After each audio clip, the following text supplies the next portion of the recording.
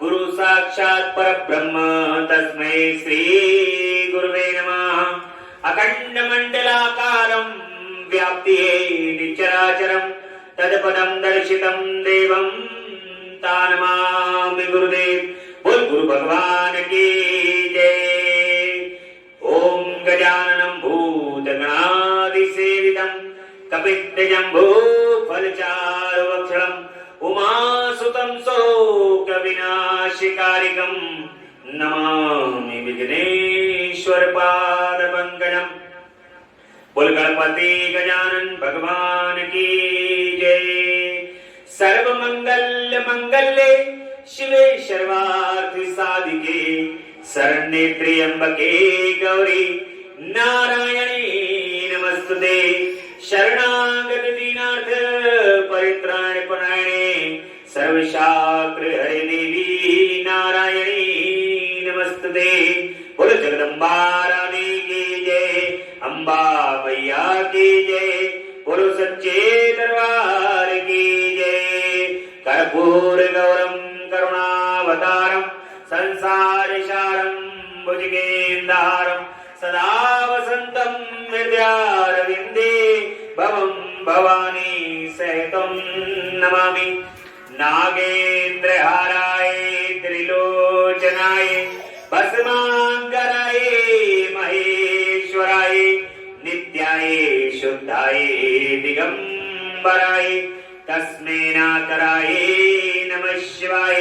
ओम नमः शिवाय, ओम नमः शिवाय, ओम नमः शिवाय। बोली महामृत्युंजय भगवान की जय, शंकर भगवान की जय। हर हर महादेव शिव शंभो। भगवान श्री गुरुदेव की असीम अनुकंपा से, माता पिता के आशीर्वाद और आप सभी भक्तों के भाग्य के कारण, प्रेम श्रद्धा विश्वास, जगदम्बा अम्बा पराशक्ति और भगवान शिव की दसों दिशाओं से आने वाली कृपा के कारण ही आज भगवान की कथा का 40वां दिवस है। ऐसी मान्यता है कि श्रावण मास में 40सा किया जाता है भगवान का। और भक्त जो हैं वो प्रतिदिन 1 लोटा जल, बेलपत्री और जो भगवान को प्रिय सामग्री है वे सभी सामग्री लेकर के उनके मंदिर की ओर प्रस्थान करते हैं। श्रावण मास के पहले दिन से लेकर के और भाद्र कृष्ण पक्ष की दसवीं तक, एकादशी तक और कभी कभी द्वादशी तक भी भक्तों का 40वां पूर्ण होता है। 40सा करते हैं भगवान के मंदिर के अंदर 40 दिन तक लगातार बिल्वपत्र और जलधारा, दुग्ध और नाना प्रकार के पुष्प से भगवान को सजा करके नित्य उनका पूजन करते हैं, अर्चन करते हैं। परंतु इस बार भगवान ने परम सौभाग्य प्रदान किया है कि उनके 2 मास, एक नहीं, लोग तो भगवान के भक्त जो हैं वो तो तरसते हैं कि कब श्रावण मास आए और भगवान शिव के पूजन करने का सौभाग्य प्राप्त हो। परंतु कहा जाता है कि जब भोलेनाथ प्रसन्न हो जाते हैं तब वो संख्या से अधिक, क्योंकि उनकी आदत है दुगना देने की, सदैव दुगना देते हैं। और इसलिए भगवान शिव जो हैं वो इस बार भक्तों पर इतना प्रसन्न है कि उन्होंने 1 माह की जगह 2 माह आपको प्रदान कर दिया, जिसमें अधिक मास 16 तारीख को अधिक मास समाप्त हो जाएंगे और फिर से शुद्ध श्रावण मास जिसको कहते हैं शुद्ध श्रावण मास प्रारंभ हो जाएगा। आज भगवान की कथा शुद्ध श्रावण मास के कृष्ण पक्ष से लेकर के और अधिक मास के कृष्ण पक्ष तक 40वें दिन प्रवेश कर चुके हैं। भगवान ने अपने इन दोनों महा को मिलाकर के इस 40वें दिवस को अपनी कथा को करने का जो सौभाग्य प्रदान किया है। मुख्यतः वैसे तो 1 माह का श्रावण मास होता है, 27 या 28 दिन भगवान की कथा को श्रवण करने का सौभाग्य प्राप्त होता है। उन 28 दिन में ही हमें कथा पढ़नी होती है श्रावण मास में। परंतु इस बार भगवान ने 2 महीने का सौभाग्य प्रदान किया और उन 2 महीने में भी आज भगवान की कथा को प्रारंभ से लेकर के अब तक 40 दिन हुए। आज 40वीं बूंद जो है वो कर्ण के माध्यम से हृदय में अमृत के रूप में प्रवेश करेगी। भगवान की कथा के माध्यम से बड़ी ही अद्भुत, बड़ी ही निर्मल और बड़ा आनंद प्रदान करने वाली भगवान की एक कथा है। जब जब जो भी भक्त इसको सुनता है सदैव उसको नई दिखाई देती है। जो भगवान के भक्त होते हैं ना, वो निरंतर कथा को सुनते रहते हैं और हर बार उनको भगवान की कथा नई सी प्रतीत होती है। जैसे ऐसा मानो कि भगवान बड़ा प्रेम उल्लसित होता है, पता होता है भक्तों को कि भगवान की ये लीला ऐसे ऐसे है, परंतु फिर भी वो उस कथा को सुनते हैं और एक अलग सा आनंद का लुत्फ उठाते हैं। यही भगवान की कृपा होती है, यही उनकी लीला है। भगवान की रुद्र संहिता के अंतर्गत कल हमने शंखचूर्ण का वध भगवान शिव के द्वारा देखा और शंखचूर्ण का वध हो जाता है। तुलसी जी जो हैं, देखिए भगवान भक्तों का उद्धार करते हैं, संसार का कल्याण करते हैं और नाना प्रकार के श्राप और व्याधियों को अपने सर पर लेते हैं। कल्याण किसका था? भगवान विष्णु का कल्याण तो नहीं था उसमें, परंतु देवताओं का कल्याण था, भक्तों का कल्याण था। और भगवान जो हैं वो वहां पर तुलसी के सतित्व को भंग कर देते हैं, शंखचूर्ण का रूप रख के, और तुलसी से भगवान को श्राप प्राप्त हो जाता है कि जाओ गंडकी नदी में जाकर के पाषाण हो जाओ और तुम्हें निरंतर कीड़े वहां खाते रहे। ये श्राप का प्रायश्चित है। ऐसा जो है भगवान को श्राप मिल जाता है। उस श्राप से भगवान विष्णु चुपचाप एक जगह खड़े हो जाते हैं और भगवान शिव आकर के कहते हैं कि इस श्राप के कारण धीरे धीरे कीड़े जो हैं उस पत्थर को काटते रहेंगे और चक्र का जो स्वरूप बन जाएगा वही चक्र शालिग्राम जी का रूप ले लेगा। और यदि शालिग्राम जी के ऊपर यदि तुलसी नहीं रखी जाएगी तो जहां पर तुलसी नहीं रखी जाएगी वहां पाप का भागी बनेगा, घोर पाप का भागी बन जाएगा। इसलिए भगवान की शालिग्राम जी के ऊपर तुलसी अवश्य चढ़ाएं। शंखचूर्ण का वध होने के बाद उमा के द्वारा शंभु के नेत्र मूंद लिए जाने पर अंधकार में शंभु के पसीने से अंधकासुर की उत्पत्ति हो जाती है। हिरण्याक्ष के पुत्यार्थ तपस्या और शिव का उसे पुत्र के रूप में अंधक को देना और हिरण्याक्ष का त्रिलोकी को जीतकर पृथ्वी को रसातल में ले जाना और 12 रूपधारी विष्णु द्वारा उसका वध करना। ये हम आज की कथा में भगवान की सुनेंगे।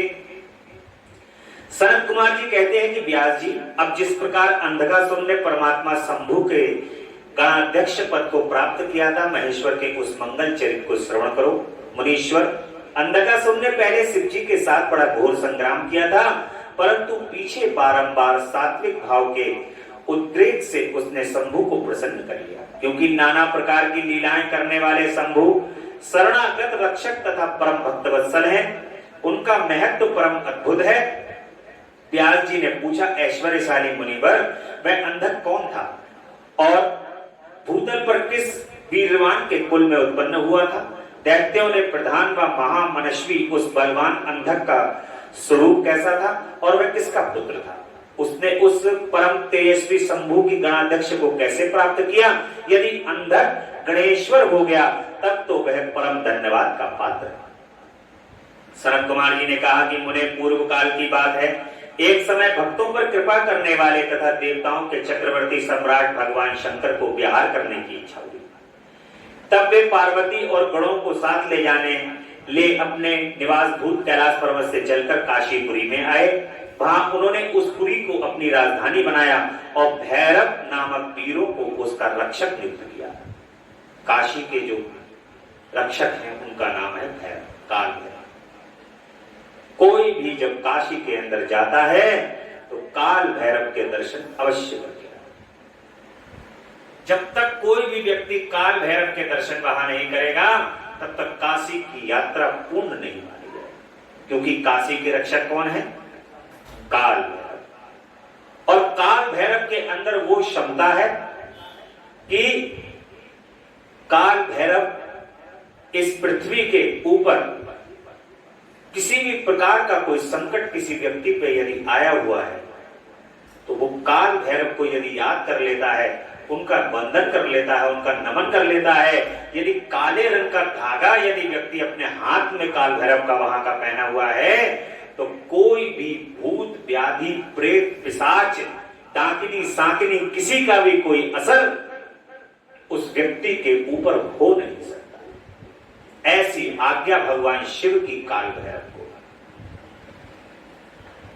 भक्तजनों को सुख अनेक प्रकार की लीलाएं करने लगते हैं भगवान, और अनेक प्रकार की लीलाएं एक समय वे उनके वरदान के प्रभाववश अनेकों वीरांग गण गणेश्वर और शिवा के साथ मंदिरांचल गए और वहां भी तरह तरह की क्रीड़ाएं करने लगे। एक दिन जब प्रचंड पराक्रमी कपरदी शिव मंदिरांचल की पूर्व दिशा में बैठे थे, उसी समय गिरिजा ने नर्म क्रीड़ावश उनके नेत्र बंद कर दिए। भगवान क्रीड़ा खेल रहे हैं, विहार कर रहे हैं जब, तो उसी खेल में भगवान के नेत्र जो है वो माता पार्वती ने बंद कर दिए। इस प्रकार जब माता पार्वती ने मूंगे सुवर्ण और कमल की प्रभा वाले अपने कर कमलों से हर के नेत्र बंद कर दिए, तब उनके नेत्रों के मुंद जाने के कारण वहां क्षण भर में ही घोर अंधकार रह गया। अब महाकाल के नेत्र यदि बंद कर दिए जाएं, क्योंकि उनके नेत्र भले ही चाहे वो ऐसे बंद करे हुए बैठे हुए हैं, परंतु उनके आंतरिक नेत्र सदैव खुले रहते हैं। और हाथ से जब जगदम्बा ही उनके नेत्र बंद कर दें, तब तो फिर ये तो मां के ही बस की बात है कि उनका हाथ लग गया तो फिर भोलेनाथ के नेत्र बंद होने ही है। और इसके कारण भोलेनाथ के जब नेत्र बंद हो जाते हैं तब समस्त संसार के अंदर अंधेरा छा जाता है। पार्वती के हाथों का महेश्वर के शरीर से स्पर्श होने के कारण शंभू के ललाट में स्थित अग्नि से संतप्त होकर मदजल प्रकट हो गया और जल की बहुत सी बूंदें टपक पड़ी। तदंतर उन बूंदों ने एक गर्भ का रूप धारण कर लिया। उसने एक ऐसा जीव प्रकट हुआ जिसका मुख विकराल था। वह अत्यंत भयंकर, क्रोधी, कृतघ्न, अंधा, कुरूप, जटाधारी, काले रंग का, मनुष्यों में भिन्न, बेडौल और सुंदर बालों वाला था। उसके कंठ से घोर घर घर शब्द निकल रहा था। वह कभी गाता और कभी हंसता और कभी रोने लगता था तथा जबड़ों को चाटते हुए नाच रहा था। उस अद्भुत दृश्य वाले जीव के प्रकट होने पर शिव जी मुस्कुराकर पार्वती जी से कहते हैं कि हे महे, भगवान शिव कहते हैं कि प्रिय, मेरे नेत्रों को मूंद कर तुमने ही तो ये कर्म किया। माता जी से कह रहे हैं कि तुमने मेरे नेत्रों को बंद कर दिया है, इसलिए ये कर्म हुआ है। फिर तुम उससे भय क्यों खा रही हो? शंकर जी के उस वचन को सुनकर गौरी हंस पड़ी और उनके नेत्रों पर से उन्होंने अपना हाथ हटाया।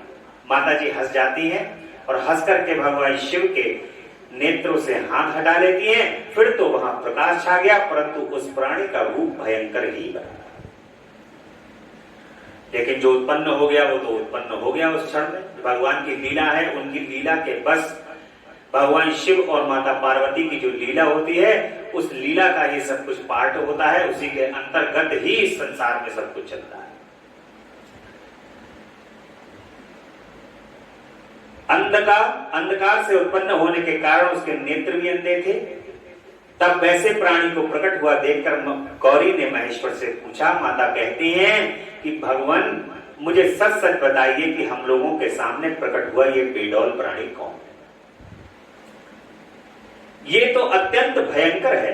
किस निमित्त को लेकर किसने इसकी सृष्टि की है और ये किसका पुत्र? सनत कुमार जी कहते हैं कि महर्षि, जब लीला रचने वाले तथा तीनों लोगों की जननी गौरी ने सृष्टिकर्ता की उस अंध की सृष्टि के विषय में यूं प्रश्न किया, तब लीला बिहारी भगवान शंकर अपनी प्रिया के उस वचन को सुनकर कुछ मुस्कुराए और इस प्रकार बोले।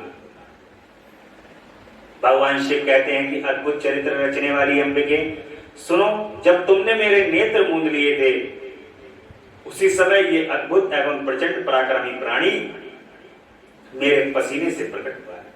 इसका नाम अंधक है। तुम ही इसको उत्पन्न करने वाली हो, अतः सखियों सहित तुम्हें करुणा पूर्वक इसकी गणों से यथा योग्य रक्षा करते रहना चाहिए। आर्य, इस प्रकार बुद्धि पूर्वक विचार करके ही तुम्हें सब कार्य करना चाहिए। सनत कुमार जी कहते हैं कि मुनि, अपने स्वामी के ऐसे वचन सुनकर गौरी का हृदय करुणार्ध हो गया। वे अपनी सखियों सहित अंधक के अपने पुत्र की भांति नाना प्रकार के उपायों द्वारा रक्षा करने लगी। तदंतर शिशिर ऋतु आने पर दैत्य हिरणाक्ष पुत्र की कामना से उसी वन में आया, क्योंकि उसकी पत्नी ने उसके ज्येष्ठ बंधु की संतान परंपरा को देखकर उसे संतानार्थ तत्परचर्या के प्रेरित किया था। वहां वह कश्यप नंदन हिरण्याक्ष वन का आश्रय ले पुत्र प्राप्ति के लिए घोर तप करने लगा। उसके मन में महेश्वर के दर्शन की इच्छा थी, अतः वह क्रोध आदि दोषों को अपने काबू में कर ठूंठ की भांति निश्चल होकर समाधिस्थ हो गया। द्रुजेंद्र तब जिसकी ध्वजा में वृष का चिन्ह वर्तमान है तथा जो पिनाक का धारण करने वाले हैं, वे महेश उसकी तपस्या से पूर्णतया प्रसन्न होकर उसे वर प्रदान करने के लिए चले और उस स्थान पर पहुंचकर दैत्य पर हिरणाक्ष से बोले। भगवान शिव कहते हैं कि दैत्यपात, अब तू अपनी इंद्रियों का विनाश मत कर। किस लिए तूने इस व्रत का आश्रय लिया? तू अपना मनोरथ तो प्रकट कर, मैं वरदाता हूं, अतः तेरी जो अभिलाषा होगी वह सब मैं तुझे प्रदान करूंगा। सनत कुमार जी कहते हैं कि महर्षि, महेश्वर के उस वचन को सुनकर दैत्यराज हिरण्याक्ष परम प्रसन्न हुआ। उसने गिरीश के चरणों में नमस्कार करके अनेक प्रकार से उनकी स्तुति की। फिर वह अंजलि बांधे सिर झुकाकर कहने लगा। हिरण्याक्ष कहता है कि चंद्रभाल, मेरे उत्तम पराक्रम संपन्न तथा दैत्य कुल के अनुरूप कोई पुत्र नहीं है, इसलिए मैंने इस व्रत का अनुष्ठान किया है। देवेश, मुझे परम बलशाली पुत्र दीजिए। सनत कुमार कहते हैं कि मुनि दैत्यराज के उस वचन को सुनकर कृपालु शंकर प्रसन्न हो गए और उससे कहते हैं कि दैत्याधिप, तेरे भाग्य में तेरे वीर से उत्पन्न होने वाला पुत्र तो नहीं लिखा है, किंतु मैं तुझे एक पुत्र देता हूं। मेरा एक पुत्र है जिसका नाम अंधक है। भगवान शंकर अपना पुत्र प्रदान कर देते हैं अंधक को, और वह तेरे ही समान पराक्रमी और अजय है। तू संपूर्ण दुखों को त्याग कर उसी को पुत्र के रूप में वर्ण कर ले और इस प्रकार पुत्र प्राप्त कर। सनत कुमार जी कहते हैं कि महर्षि, उससे यूं कहकर गौरी के साथ विराजमान उन महात्मा भूतनाथ त्रिपुरारी शंकर ने प्रसन्न होकर हिरण्याक्ष को वह पुत्र दे दिया। इस प्रकार शिवजी से पुत्र प्राप्त करके वह महामनस्वी दैत्य परम प्रसन्न हुआ और उसने अनेकों स्तोत्रों द्वारा रुद्र की पूजा करनी शुरू कर दी, प्रदक्षिणा की, और फिर वह अपने राज्य को वापस चला गया। गिरीश से पुत्र प्राप्त कर लेने के बाद वह प्रचंड पराक्रमी दैत्य संपूर्ण देवताओं को जीतकर इस पृथ्वी को अपने देश रसातल में उठा के ले गए। राक्षसों का सबसे पहला काम होता है तपस्या के द्वारा भगवान शिव या ब्रह्मा जी को प्रसन्न कर लिया, और उसके बाद जब प्रसन्न करने के बाद सबसे पहला नंबर आता है स्वर्ग का। देवताओं को पकड़ते हैं जाके। दैत्यों की ये पहला उनका गुण है कि सबसे पहले उन्हें देवताओं को जीतना है। इंद्र को अपने पद से हटा करके वहां विराजित हो जाना है, और अग्नि, सूर्य, चंद्रमा, इन जो भी कार्य करते हैं या तो ये उनके हिसाब से कार्य करते हैं, नहीं तो अपने अपना पद आरूढ़ कर देते हैं, वहां अपनी वैकेंसी खोल देते हैं। फिर ये अपनी वैकेंसी खोल के उनसे अपना काम कराते हैं। और इतना बलशाली है ये पृथ्वी को उठा करके रसातल में ले जाता है। जो पृथ्वी गौ के ऊपर और शेष के ऊपर है विराजित, वो पृथ्वी को उठा करके ये पाताल लोक में ले जाता है। और तब देवताओं, मुनियों और सिद्धों ने अनंत पराक्रमी विष्णु की आराधना की। फिर तो भगवान विष्णु सर्वात्मक यज्ञ में विकराल 12 शरीर धारण करके थूथुन के अनेकों प्रहार में पृथ्वी को विदीर्ण करके पाताल लोक में जा घुसे। वहां उन्होंने कभी न टूटने वाली अपनी दाढ़ों से तथा थूथन से सैकड़ों दैत्यों को कचूमर निकालकर अपने वज्र सदृश कठोर पाक प्रहारों से निश्चरों की सेना को मत डाला।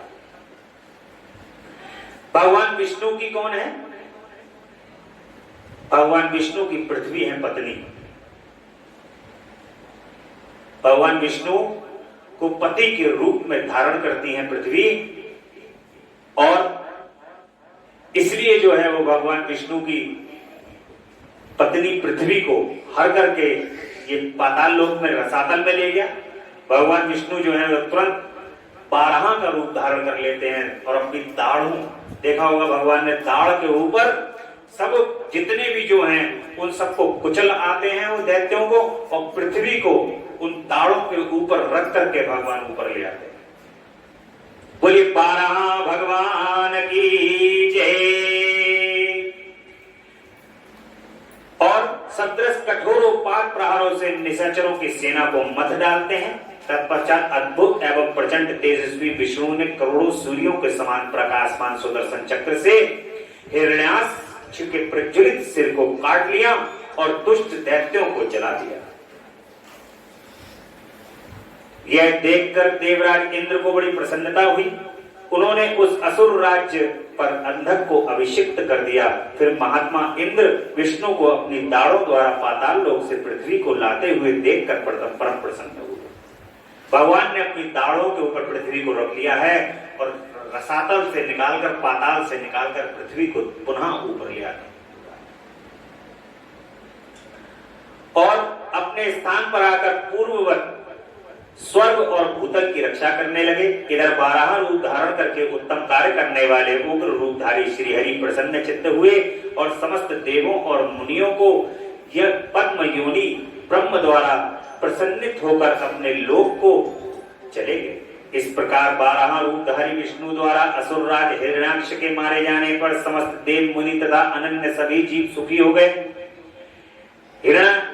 हिरण्यक की शिवपुरी की तपस्या और ब्रह्मा से वरदान पाकर उसका अत्याचार नरसिंह द्वारा उसका वध और प्रहलाद को राज्य प्राप्ति हुई। व्यास जी कहते हैं कि इधर 12 रूपधारी श्री हरि के द्वारा इस प्रकार भाइयों के मारे जाने पर हिरण्य कपिशु शोक और क्रोध से संतप्त होता। श्री हरि के साथ बैर करना तो उसे रुचता ही था, अतः उसने संहार प्रेमी और वीर असुरों को प्रजा का विनाश करने के लिए आज्ञा दी। तब वे संहार प्रिय असुर स्वामी की आज्ञा को सिर चढ़ाकर देवताओं को प्रज्ञाओं का विनाश करने लगे। इस प्रकार जब उस दुष्ट चित्त वाले असुरों द्वारा सारा देवलोक तहस नहस कर दिया गया, तब देवता स्वर्ग को छोड़कर गुप्त रूप से भूतल पर विचरने लगे। फिर से एक और महान दैत्य उत्पन्न हो गया और फिर से उसने स्वर्ग पर कब्जा कर लिया। अब ये जितने देवता थे सब पृथ्वी पर लौट आए। एक आसरा रह जाता है इनका, वो है पृथ्वी लोक। पृथ्वी लोक पे ही आकर ये स्वर्ग को बचाते हैं, क्योंकि यहाँ तप करने की भूमि है। ये तप भूमि तपोभूमि कहते हैं, और इस भूमि पर आके तप करके ही भगवान को प्रसन्न करते हैं। और जब भगवान प्रसन्न हो जाते हैं तो पुनः से स्वर्ग प्रदान करते हैं। भगवान देवताओं को फिर से स्वर्गपुरी प्रदान कर देते हैं। पृथ्वी पे कहते नहीं, जो अच्छे कर्म करता है उसको कह देते हैं स्वर्गवासी, अच्छे कर्म करने वाले को कि स्वर्ग प्राप्त हो। इसलिए कहा जाता है कि यहाँ पर अच्छे कर्म और भगवान का जो आसरा देता है, भगवान दान धर्म कर्म इनके माध्यम से और सभी प्रकार के साधनों को प्रयोग करके व्यक्ति स्वर्ग की प्राप्ति कर सकता है। परंतु स्वर्ग की प्राप्ति अस्थायी है। जितने आपने जैसे कर्म किए होंगे स्वर्ग और नर्क उसी हिसाब से प्राप्त होगा। खराब कर्मों का नतीजा, जो अच्छे कर्म से बुरे कर्म, जब पॉजिटिव से नेगेटिव जितने कट जाएंगे उतने कट जाएंगे। नेगेटिव कर्म ज्यादा है तो नेगेटिव कर्म बचेंगे, वो नरक की ओर ले जाएंगे। पॉजिटिव कर्म ज्यादा है तो वो स्वर्ग की ओर ले जाएंगे। लेकिन इन स्वर्ग और नरक से बचने का जो रास्ता है वो तो अपने प्रभु के श्री चरण कमल है, इसके अलावा और कोई रास्ता ही नहीं। भगवान के श्री चरण कमल का जो रास्ता है वो रास्ता ना तो स्वर्ग की ओर ले जाता है और ना नरक की ओर ले जाता है। वो रास्ता तो स्थायी रास्ता है, वो रास्ता तो परम आनंद का रास्ता है। सुख है स्वर्ग और दुख है नरक और आनंद है प्रभु। तो रास्ता जो है वो आनंद का चुनना चाहिए, ना नरक को चुनना चाहिए, ना स्वर्ग को चुनना चाहिए। जो आनंद होता है वो कभी सदैव कभी खत्म नहीं होता। और आनंद आने पे ना दुख होता है और ना सुख होता है। जब आनंद आ जाता है तो ना दुख होगा ना सुख होगा। और फिर जब उनके अंदर तुम आनंदित हो जाओगे तो वो उस समय पर क्या करेंगे, जब तुम आनंदित हो जाओगे तो वो तुम्हारे कर्म जो अच्छे करोगे वो भी उनके, और जो खराब करोगे वो भी उनके। खराब कर्मों से वो तुम्हें सदैव बचा के भी रखेगा। ये प्रभु की एक अपनी कार्य है, उनका कार्यशैली है। जो भगवान के आश्रय होता है, उनके पास होता है, भगवान सदैव तुम्हें गलत कर्मों को करने से बचाते हैं। और उस आनंद को लेना ही जीवन का परम आनंद है। उनके श्री चरण कमल की सेवा को करना, उनकी याद करना ही परम आनंद है जीवन का।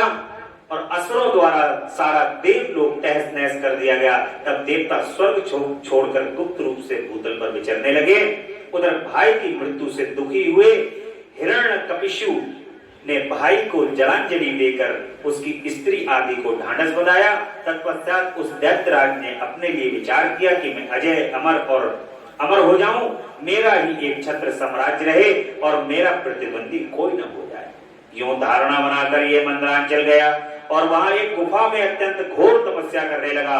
उस समय वह पैर के अंगूठे के बल पर खड़ा होगा। ये राक्षस लोग जो होते हैं बड़े भयंकर तपस्या करने वाले होते हैं।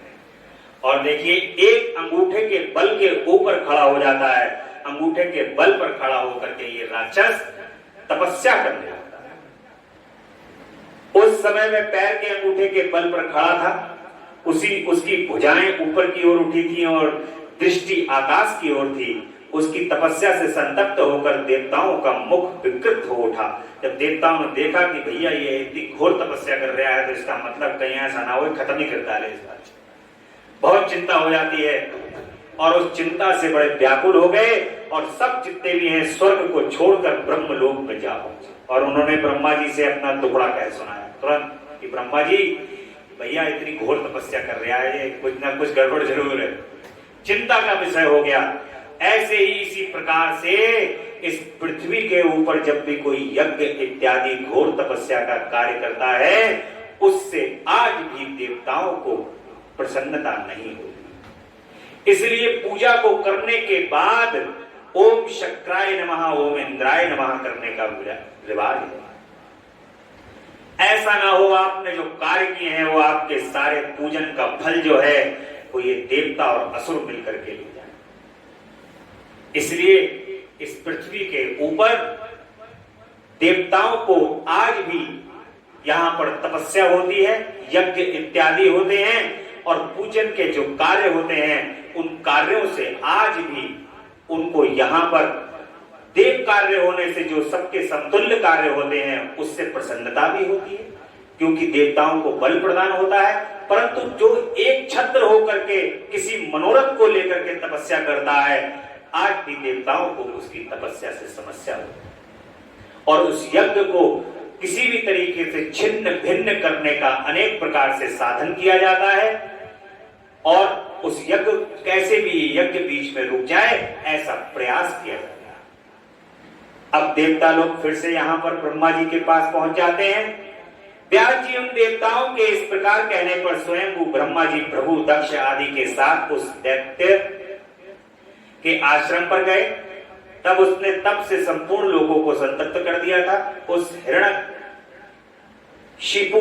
ने वर देने के लिए आए हुए पद्मयोनि ब्रह्मा जी को अपने सामने उपस्थित देखा और उधर पितामह भी उनसे कह रहे हैं कि ब्रह्मा, तब जिसकी बुद्धि मोहित नहीं हुई थी उस असुर ने विधाता की उस मधुर वाणी को सुनकर इस प्रकार कहा। हिरण्यकपिशु कहता है कि ऐश्वर्यशाली प्रजापति पितामह, मैं चाहता हूं कि स्वर्ग में, भूतल पर, दिन में, रात में, ऊपर अथवा नीचे, कहीं भी शस्त्र, अस्त्र, पाश, वज्र, शुष्क, वृक्ष, पर्वत, जल, अग्नि के रूप में शत्रु के प्रहार से देवता, दैत्य, मुनि, सिद्ध, किम बहुना आप द्वारा रचे हुए जीवों के हाथों मुझे कभी भी मृत्यु का भय न हो। मतलब उसने सब कुछ घेर घार के वरदान मांग लिया। उसको पता था कि ब्रह्मा जी तो मैं कहूंगा अमर कर दो तो वरदान देंगे, यानी अमर का वरदान, अमृत का देने का वरदान जो है वो मेरे पास नहीं है।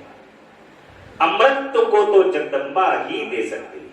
जिस प्रकार उन्होंने अमृत तो हनुमान जी को दिया, वशिष्ठ जी को दिया और मार्कंडेय जी को भगवान शिव ने प्रदान किया, तो भगवान शिव और जगदम्बा अमृत का वर प्रदान कर सकते हैं।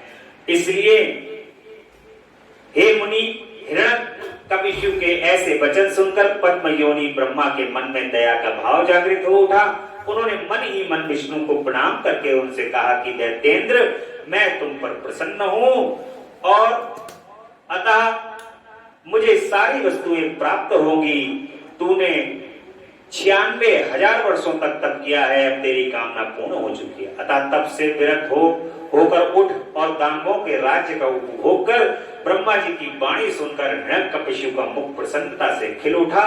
इस प्रकार जब पितामह ने उसे दानव राज्य पर अभिषिक्त कर दिया, तब वह उन्मत्त हो उठा और त्रिलोकी को नष्ट करने का विचार कर। फिर तो उसने संपूर्ण धर्मों का उच्छेद करके संग्राम में समस्त देवताओं को भी जीत लिया। तब देवता भागकर विष्णु जी के पास गए। वहां श्री हरि ने देवताओं और मुनियों की दुख गाथा सुनकर उन्हें आश्वासन दिया और शीघ्र ही उस दैत्य के वध करने का वचन दिया। तब देवता अपने स्थान को लौट गए। तदंतर महात्मा विष्णु ने ऐसा रूप धारण किया जो आधा सिंह और आधा मनुष्य का था। वह अत्यंत भयंकर तथा विकराल दिख रहा था। उनका मुख खूब फैला हुआ था, नासिका बड़ी सुंदर थी और नख तीखे, गर्दन पर जटाएं लहरा रही थी, दाढ़ें ही आयुध थी और उससे करोड़ों सूर्यों के समान वहां प्रभा छिटक रही थी और उनका प्रभाव प्रलयकालीन अग्नि के सदृश था। अधिक कहां तक कहा जाए, वह रूप जगन्मय था। इसी रूप से वे भगवान भास्कर के अस्तांचल की शरण लेने पर असुरों की नगरी में प्रविष्ट हुए। उन अतुल प्रभावशाली नरसिंह को देख करके सभी दैत्य एक साथ उन पर टूट पड़े। उन पर अद्भुत पराक्रमी नरसिंह ने महाबली दैत्यों के साथ युद्ध करके बहुतों को मार डाला और बहुतों को पकड़कर तोड़ मोड़ दिया। फिर वे उस नगर में घूमने लगे। तब उन सर्वमय सिंह को देखकर दैत्यराज के पुत्र प्रहलाद ने राजा से कहा, हे, यह मृगेंद्र और जगन्नाथ दिख रहा है, ये यहाँ किस लिए आया है? प्रहलाद पुनः कहता है, पिताजी, मुझे तो ऐसा प्रतीत हो रहा है कि ये भगवान अनंत हैं और नरसिंह का रूप धारण करके आपके नगर में प्रविष्ट हुए हैं, क्योंकि मुझे इनकी मूर्ति बड़ी विकराल दिख रही है। अतः आप युद्ध से हटकर इनकी शरण में जाइए। इनसे बढ़कर त्रिलोकी में दूसरा कोई योद्धा नहीं है, इसलिए आप इस मृगेंद्र के सामने झुककर अपने राज्य का उपभोग कीजिए। अपने पुत्र की बात सुनकर उस दुरात्मा ने उनसे कहा कि बेटा, क्या तू भयभीत हो गया है? अपने पुत्र से यूं कहकर दैत्यों के अधिपति राजा हिरण्यकपिशु ने महाबली दैत्यों को आज्ञा देते हुए कहा कि वीरों, तुम लोग इस बेडोल, भ्रुकुटी और नेत्र वाले सिंह को पकड़ लो। तब स्वामी की आज्ञा से उन मृगेंद्र को पकड़ने की इच्छा से वे सभी बड़े बड़े दैत्य रणभूमि में घुसे, परंतु जैसे रूप की अभिलाषा से अग्नि में प्रवेश करने वाले पतंगे जल भुन जाते हैं, उसी तरह वे सब के सब क्षण भर में ही जलकर भस्म हो गए। दैत्यों के दग्ध हो जाने पर जब दैत्यराज संपूर्ण शस्त्र अस्त्र शक्ति सृष्टि पास अंकुश और पावक आदि से उत्मगेंद्र के साथ लोहा लेता ही रहा। इस प्रकार बहुत काल तक भयानक युद्ध हुआ। अंत में उन नरसिंह ने वज्र के समान कठोर अपनी अनेकों भुजाओं से उस दैत्य को पकड़ लिया और उसे अपने जानुओं पर लिटाकर दानवों के मर्व को विदीर्ण करके नाखूनों से उसकी छाती चीर डाली तथा खून से लथपथ हुए उसके हृदय कमलों को निकाल लिया। फिर तो उसी क्षण उसके प्राण पखेरु उड़ गए। तब भगवान नरसिंह ने बारंबार के आघात से जिसके सारे अंग चूर चूर हो गए थे उस काष्ठ भूत दैत्य को छोड़ दिया। उस समय उस देव शत्रु के मारे जाने पर बड़ी प्रसन्नता हुई। इसी अवसर पर प्रहलाद ने आकर उनके चरणों में सिर झुकाया। बोले नरसिंह भगवान की जय। अब देखिए यहां पर कथा है कि प्रहलाद के पिता हिरण्यकशिपु जो थे वो महान दैत्य थे और उन दैत्य के घर में प्रहलाद ने जन्म लिया है। ऐसा नहीं है कि भक्त का जन्म तो कहीं भी हो सकता है। रावण के घर में विभीषण का जन्म हुआ जो महान भगवान राम के भक्त हैं। और भक्ति जो है वो कहीं भी छुपती नहीं है। भक्ति हर जगह अपना रंग जरूर दिखाती है। भगवान का जो भक्त होगा वो उभर करके सामने अवश्य है। जब भगवान अति गुस्से, जब भगवान ने नरसिंह का जो अवतार लिया है बहुत ही उग्र अवतार है भगवान का, नाखूनों से उसके सीने को फाड़ देते हैं और उसके रक्त को भगवान पी लेते हैं। जब ऐसे गुस्से में भगवान ने उसको मार करके बैठे हुए हैं, परंतु जब उनका भक्त प्रहलाद उनके पास पहुंचता है तो भगवान नरसिंह प्रहलाद को लेकर के अपनी गोद में बैठाते हैं। बोली भक्त वत्सल भगवान की जय। और गोद में बैठा करके उसके सर को सराते हैं भगवान। ऐसे भगवान हैं जो भक्त वत्सल हैं और भक्तों के लिए तो वो सारे कार्य को सिद्ध करने के लिए सदैव तत्पर रहते हैं। तब उस अद्भुत पराक्रमी भगवान विष्णु के अवतार ने प्रहलाद को बुलाकर उन्हें दैत्यों के राज्य पर अभिषिक्त कर दिया और स्वयं अतर्कित गति को प्राप्त हो गए अर्थात अंतर्ध्यान हो गए। तदंतर पितामह आदि समस्त सुरेश्वर परम प्रसन्न हो अपना कार्य सिद्ध करने वाले पूजनीय भगवान विष्णु को उसी दिशा में प्रणाम करके अपने अपने धाम को चले जाए। विप्रवर प्रसंगवश मैंने रुद्र से अंधक की उत्पत्ति, बारह से हिरण्याक्ष की मृत्यु, नरसिंह के हाथों उसके भाई का विनाश और प्रहलाद की राज्य प्रतिष्ठा प्राप्ति का वर्णन कर दिया। द्विश्रेष्ठ अब मैं शिव जी की कृपा से प्राप्त हुए अंधक के प्रभाव का और शंकर जी के साथ उसके युद्ध का और पीछे इस प्रकार महेश के गणाध्यक्ष की प्राप्ति हुई उस कथा का मैं वर्णन करता, उसे आप सुनिए। शरद कुमार जी कहते हैं कि मुनीश्वर एक भाइयों के साथ बिहार में संलग्न था। उसी समय हिरण्याक्ष का पुत्र अंधक अपने समय उसके कामासक्त मदांध भाइयों ने उससे कहा कि अरे अंधे, तुम्हें तो अब राज्य से क्या प्रयोजन। हिरण्याक्ष तो मूर्ख था जो उसने तुम्हें घोर तप द्वारा शंकर जी को प्रसन्न करके भी तुम जैसे कुरूप बेडौल कलिप्रिय और नेत्रहीन को प्राप्त किया। ऐसे तुम राज्य के भागी तो हो ही नहीं सकते, क्योंकि भला तुम ही विचार करो कि कहीं दूसरे से उत्पन्न हुआ पुत्र भी राज पाता है। सच पूछो तो निश्चय ही इस राज्य के भागी हम ही लोग हैं। सनत कुमार जी कहते हैं कि मुनि उन लोगों की वह बात सुनकर अंधक दीन हो गया। फिर उसने स्वयं ही बुद्धि पूर्वक विचार करके तरह तरह की बातों से उन्हें शांत किया और रात के समय वह निर्जन वन में चला गया। वहां उसने हजारों वर्षों तक घोर तप करके अपने शरीर को सुखा डाला और अंत में उस शरीर को अग्नि में होम देना चाहा। तब ब्रह्मा जी ने वैसा करने से रोक कर कहा, दानव अब तू वर मांग ले। सारे संसार में जिस दुर्लभ वस्तु को प्राप्त करने की तेरी अभिलाषा हो उसे तू मुझसे। पद्मयोनि ब्रह्मा के वचन को सुनकर वह दैत्य दीनता एवं नम्रता पूर्वक कहने लगा कि भगवान, जिन निष्ठुरों ने मेरा राज्य छीन लिया है, वे सब दैत्य आदि मेरे भक्त हो और मुझ अंधे को दिव्य चक्षु प्रदान हो जाएं। इंद्र आदि देवता मुझे कर दिया करें और देवता दैत्य गंधर्व यक्ष नाग मनुष्य दैत्यों के शत्रु नारायण सर्वमय शंकर तथा अनन्य कहीं भी किन्हीं भी प्राणियों से मेरी मृत्यु ना हो। राक्षसों का सबसे पहला होता है कि पहले मृत्यु ना हो। उसके उस अत्यंत दारुण वचन को सुनकर ब्रह्मा की सशंकित हो उठे और उससे कहते हैं कि दैत्येंद्र ये सारी बातें तो हो जाएंगी, किंतु तू अपने विनाश का कोई कारण भी तो स्वीकार कर ले, क्योंकि जगत में कोई ऐसा प्राणी ना हुआ है ना आगे होगा कि जो काल के गाल में न गया हो। फिर तुझ जैसे सत्पुरुषों को तो अत्यंत लंबे जीवन का विचार त्याग ही देना चाहिए। ब्रह्मा जी के अनुनय भरे वचन को सुनकर वह दैत्य पुनः बोला कि प्रभु, तीनों कालों में जो उत्तम मध्यम और नीच नारियां होती हैं, उन्हीं नारियों में कोई रत्न भूता नारी मेरी भी जननी होगी। वह मनुष्य लोक के लिए दुर्लभ तथा शरीर मन और वचन से भी अगम्य है। उसमें राक्षस भाव के कारण जब मेरी काम भावना उत्पन्न हो जाए तभी मेरा नाश हो।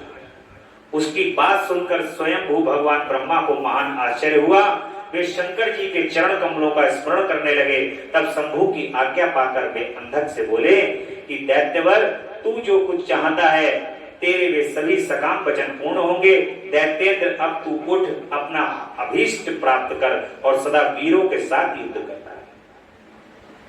मुनि हिरण्याक्ष पुत्र अंधक के शरीर में नसें और हड्डियां ही शेष रह गई थी।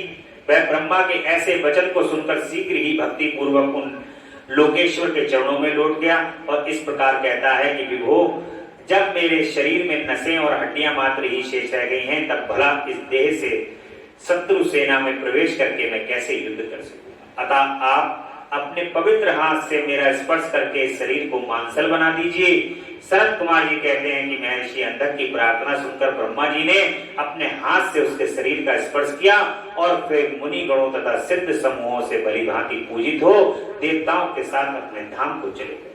ब्रह्मा जी के स्पर्श करते ही उस दैत्यराज का शरीर भरा पूरा हो गया, जिससे उसमें बल का संचार हो गया तथा नेत्रों के प्राप्त हो जाने पर वह सुंदर दिखने लगा। तब उसने प्रसन्नता पूर्वक अपने नगर में प्रवेश किया।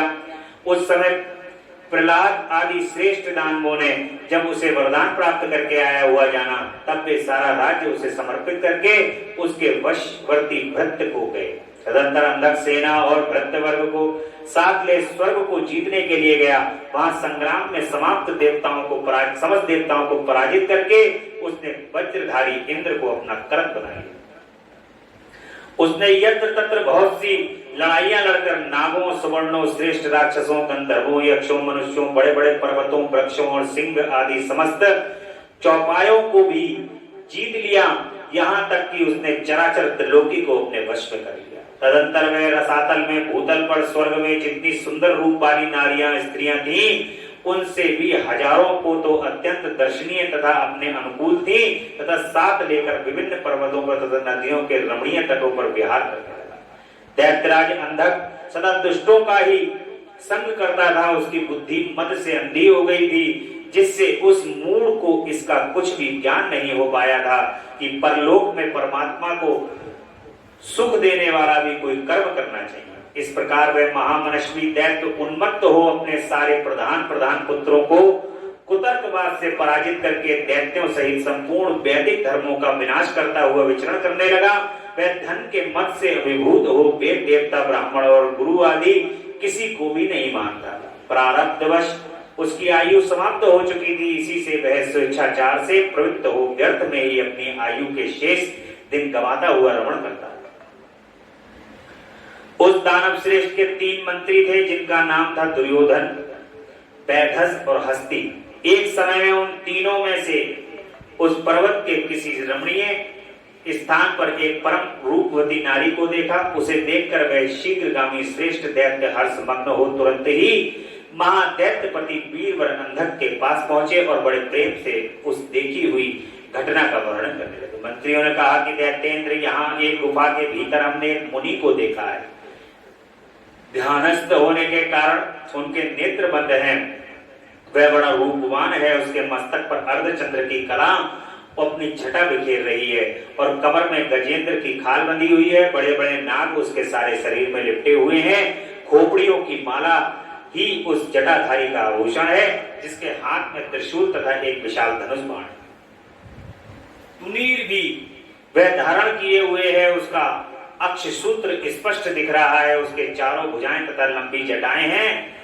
वह खड़ग त्रिशूल और लकुट धारण किए हुए है, उसकी आकृति अत्यंत गौर है और उस पर भस्म का अनुलेप लगा हुआ। वह अपने उत्कृष्ट तेज से सुशोभित हो रहा है। इस प्रकार उस श्रेष्ठ तपस्वी का सारा वेश ही अद्भुत है। उससे थोड़ी ही दूर हमने एक और पुरुष को देखा, जो विकराल बानर सा है। उसका मुख बड़ा भयंकर है। वह सभी आयु धारण किए हुए है, परंतु उसका हाथ रूक्ष है। वह उस तपस्वी की रक्षा में तत्पर है। उसके पास ही एक बूढ़ा सफेद रंग वाला बैल भी बैठा है। उस बैठे हुए तपस्वी के पास भाग में हमने एक शुभ लक्षण संपन्ना नारी को भी देखा है। वह भूतल पर रत्न स्वरूपा है। उसका रूप बड़ा मनोरम है और तरुणी होने के कारण वह मन को मोह लेती है। मूंगे मोती मणि सुवर्ण रत्न और उत्तम वस्त्रों से वह सुसज्जित। उसके गले में सुंदर मालाएं लटक रही हैं। कहां तक कहें, यह इतनी सुंदर है कि जिसने उसे एक बार देख लिया उसी का नेत्र धारण कर देख लिया उसी का नेत्र धारण करना सफल है। उसे फिर इस लोक में अन्य वस्तुओं के देखने से क्या मिलेगा। वह दिव्य नारी पुण्यात्मा मुनीश्वर महेश्वरी मान्या एवं उसकी प्रियतमा भार्या है। दैत्येंद्र, आप तो उत्तम रत्नों का उपभोग करने वाले, अतः उसे यहाँ बुलवा कर देखिए, वह आपके भी देखने योग्य है। सनत कुमार जी कहते हैं कि मुनिश्रेष्ठ मंत्रियों के उन वचनों को सुनकर दैत्यराज अंधक कामातुर हो उठा। उसके सारे शरीर में कंप छा गया। फिर तो उसने तुरंत ही दुर्योधन आदि को मुनि के पास भेजा। मंत्रियों ने वहां जाकर मुनीश्वरों को प्रणाम करके उनसे अंधकासुर का संदेश कहा तथा बदले में शिव का उत्तर सुनकर वे लौटकर अंधक से बोले। मंत्रियों ने कहा कि राजन, आप तो संपूर्ण दैत्यों के स्वामी हैं, फिर भी उस महान पराक्रमी वीरवर तपस्वी मुनि ने अपनी बुद्धि से त्रिलोकी को तृण के समान समझकर हंसते हुए आपके लिए ऐसी बात कही। उस निशाचर का शौर्य और धैर्य अस्थिर है। वह दानव, कृपण, सत्वहीन, क्रूर, कृतघ्न और सदा ही पाप कर्म करने वाला है। क्या उसे सूर्य पुत्र यम का भय नहीं है? कहां तो मैं मेरे दारुण शस्त्र और मृत्यु को भी संतृप्त कर देने वाला युद्ध, कहां वह बानर का सम्मुख और डरपोक निशाचर जिसके सारे अंग बुढ़ापे से जर्जर हो गए। कहां मेरा ये स्वरूप और कहां तेरी मंद भाग्यता। तेरी सेना भी तो नहीं के बराबर ही है। फिर भी यदि तुझ में कुछ सामर्थ्य है तो युद्ध के लिए तैयार हो जा और आकर कुछ अपनी करतूत दिखा। मेरे पास तुझ जैसे पापियों का विनाश करने वाला वज्र सरीखा भयंकर शस्त्र है और तेरा शरीर तो कमल के समान कोमल है। ऐसी दशा में विचार करके तुझे जो रुचिकर प्रतीत हो रहा है वह कर। सनत कुमार जी कहते हैं कि मुनीश्वर मंत्रियों की बात सुनकर पार्वती पर मोहित हुआ वह कामंध राक्षस विशाल सेना लेकर चल दिया और वहां पहुंचकर नंदीश्वर से युद्ध करने लगा। बड़ा भयानक युद्ध हुआ। उस समय युद्ध स्थल में चर्बी, मज्जा, मांस और रक्त की कीच मच गई। वहां सिर कटे हुए धड़ नाच रहे थे और कच्चा मांस खाने वाले जानवर चारों ओर व्याप्त हो गए, जिससे वह वहां बड़ा भयंकर लग रहा था। थोड़ी ही देर में दैत्य भाग खड़े हुए। तब पिनाकधारी भगवान शंकर दक्ष कन्या सती को भलीभांति धीरज बनाते हुए कहते हैं कि प्रिय, मैंने जो पहले अत्यंत भयंकर महान पशुपात व्रत का अनुष्ठान किया था, उससे रात दिन तुम्हारे प्रसंगवश जो हमारी सेना का विनाश हुआ है, यह विघ्न सा पड़ा है। देवी, मरण धर्मा प्राणियों का जो अमरों पर आक्रमण हुआ है, यह मानव पुण्य का विनाश करने वाला कोई ग्रह प्रकट हो गया है। अतः अब मैं पुनः किसी निर्जन वन में जाकर उस परम अद्भुत दिव्य व्रत की दीक्षा लूंगा और उस कठिन व्रत का अनुष्ठान करूंगा। सुंदरी, तुम्हारा शोक और भय दूर हो जाना चाहिए। सनत कुमार जी कहते हैं कि मुनि इतना कहकर उग्र प्रभावशाली महात्मा शंकर धीरे से अपनी सिंगा बजाकर एक अत्यंत भयंकर पावन वन में चले गए। वहां वे 1000 वर्षों के लिए पाशुपत व्रत के अनुष्ठान में तत्पर हो गए। इस व्रत का निभाना देवों और असुरों की शक्ति के बराबर है। इधर शील गुण से संपन्न पतिव्रता देवी पार्वती मंदरांचल पर्वत पर ही रहकर शिव जी के आगमन की प्रतीक्षा करते हैं। यद्यपि पुत्र स्थापनीय वीरगण उनकी सुरक्षा में तत्पर थे, तथापि उस गुहा के भीतर अकेली रहने के कारण वे सदा भयभीत रहती थी, जिससे उन्हें बड़ा दुख होता। इसी बीच वरदान के प्रभाव से उन्मत्त हुआ वह दैत्य अंधक, जिसका धैर्य कामदेव के बाणों से छिन्न भिन्न हो गया था, उसने मुख्य योद्धाओं को साथ ले पुनः उस गुफा पर चढ़ाया। वहां सैनिकों सहित उसने वीरक गण के साथ अत्यंत अद्भुत युद्ध किया। उस समय सभी वीरों ने अन्न, जल और नींद का परित्याग कर दिया था। इस प्रकार वह युद्ध लगातार 500 वर्षों तक दिन रात चलता रहा। अंत में दैत्यों की भुजाओं से छूटे हुए आयुधों के प्रभाव से नंदीश्वर का शरीर घायल हो गया, जिससे गुहा द्वार पर ही गिर पड़े और मूर्छित हो पड़े। उनके गिरने से गुहा का सारा दरवाजा ही ढक गया, जिससे उसका खोला जाना असंभव था। फिर दैत्यों ने 2 ही घड़ी में सारे वीरक गणों को अपने अस्त्र शस्त्रों से आच्छादित कर दिया। तब पार्वती ने भगवान विष्णु और ब्रह्मा जी का स्मरण किया। स्मरण करते ही ब्रह्मा जी नारायणी, ऐन्द्री, वैश्वनरी, याम्या, नैश्रुति, वारुणी, वायवी, कौबेरी, यक्षेश्वरी, गारुड़ी आदि देवियों के रूप में समस्त देवता, यक्ष, सिद्ध, गुह आदि शास्त्रों से सुसज्जित होकर अपने अपने वाहनों पर सवार होकर माता पार्वती के पास आ पहुंचे और राक्षसों के साथ भिड़ गए। कुछ समय बाद भगवान शिव भी आ गए। फिर तो घोर युद्ध हुआ। तदंतर शुक्राचार्य को संजीवनी विद्या के द्वारा दैत्यों को जीवित करते देव भूतनाथ शिव जी उनको निगल गए। इससे दैत्य ढीले पड़ गए।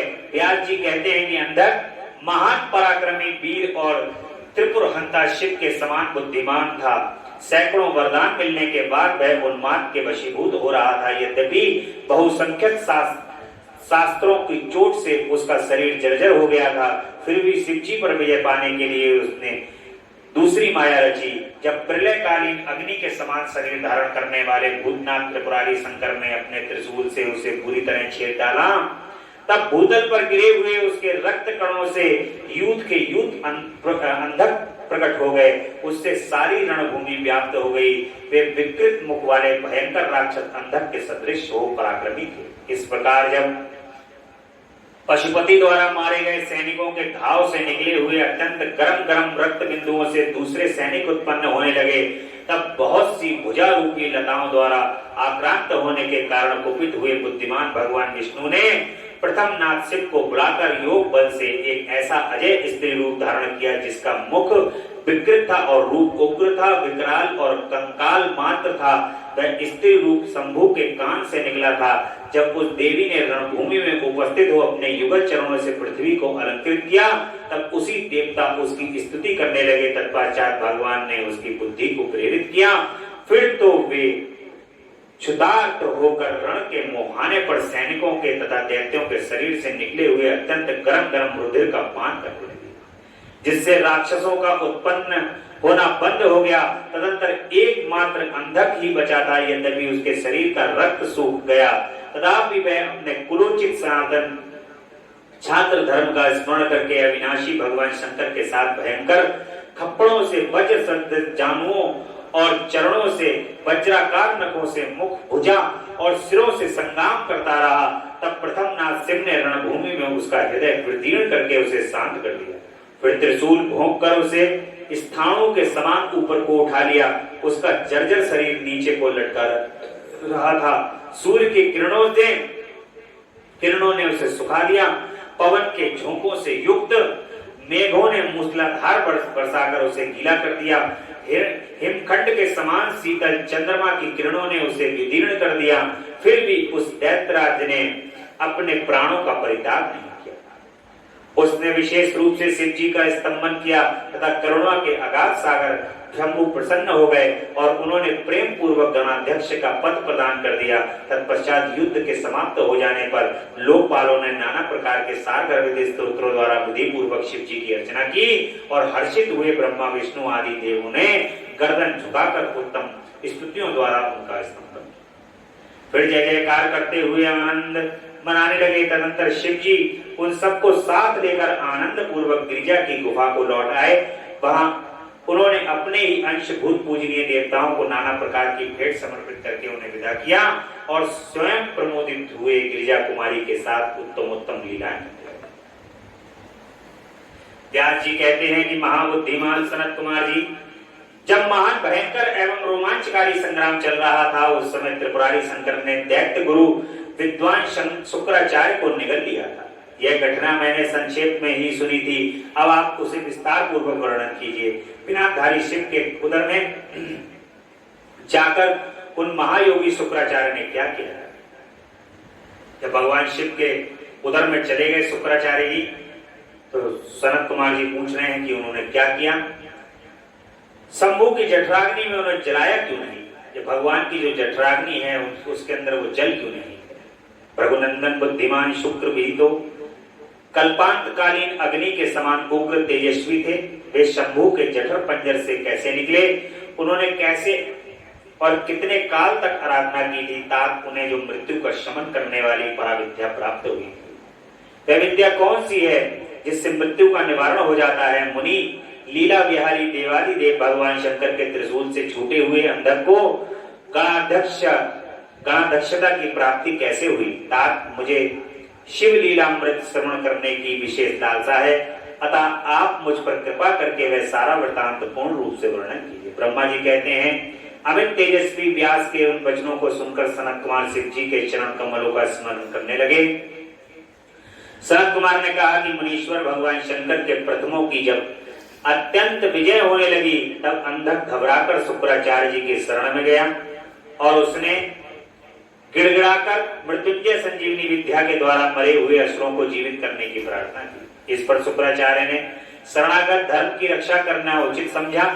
फिर तो वे युद्ध स्थल में गए और आदर पूर्वक विद्या के स्वामी शंकर जी का स्मरण करके एक एक दैत्य पर मृत संजीवनी विद्या का प्रयोग करने लगे।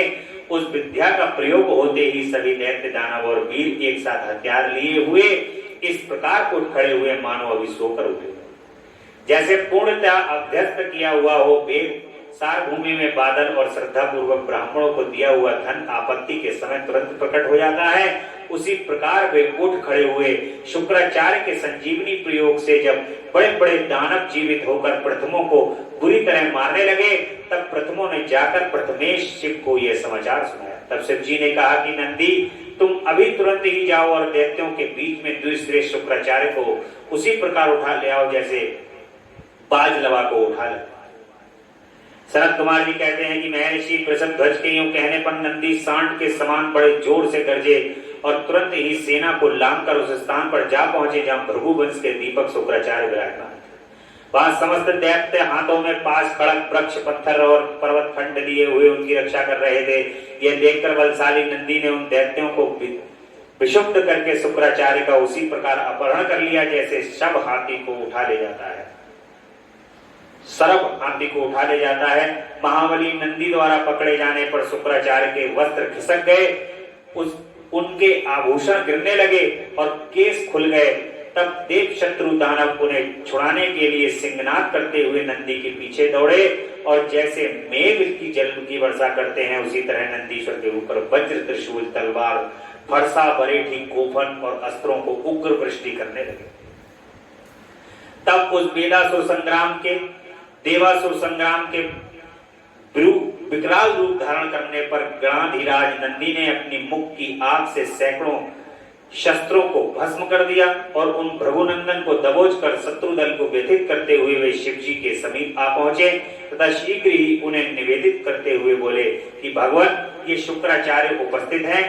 तब भूतनाथ देवादिदेव शंकर ने पवित्र पुरुष द्वारा प्रदान किए हुए उपहार की भांति शुक्राचार्य को पकड़ लिया और बिना कुछ कहे उन्हें फल की तरह मुख में डाल दिया। उस समय समस्त असुर उच्च स्वर से हाहाकार करने लगे। व्यास जी, जब गिरिजेश्वर ने शुक्राचार्य को निगल लिया, तब दैत्यों की विजय की आशा जाती रही। उस समय उनकी दशा सूर्ण रहित गजराज, सिंह रहित सांड, मस्तक विहीन देह और अध्ययन रहित ब्राह्मण जैसी हो गई। उधमहीन प्राणी, भाग्यहीन के उधम, पर पति रहित स्त्री, फल वर्जित प्राण, पुण्यहीनों की आयु, व्रत रहित वेदाध्ययन एकमात्र वैभव शक्ति के बिना निष्फल हुई। कर्म समूह सूरतहीन क्षत्रिय और संत के बिना धर्म समुदाय की भांति सोचनीय हो गई। दैत्यों का सारा उत्साह जाता रहा।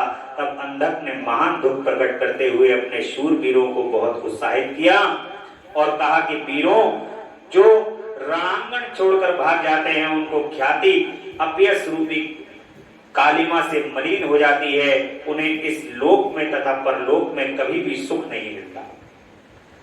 यदि पुनर्जन्म रूपी मलका का अपहरण करने वाले धारा तीर्थ रण तीर्थ में आवाहन कर लिया जाए तो अन्य तीर्थों में स्नान दान और तप की क्या आवश्यकता है। अर्थात इसका फल रणभूमि में प्राण त्याग करने से ही प्राप्त हो जाता है।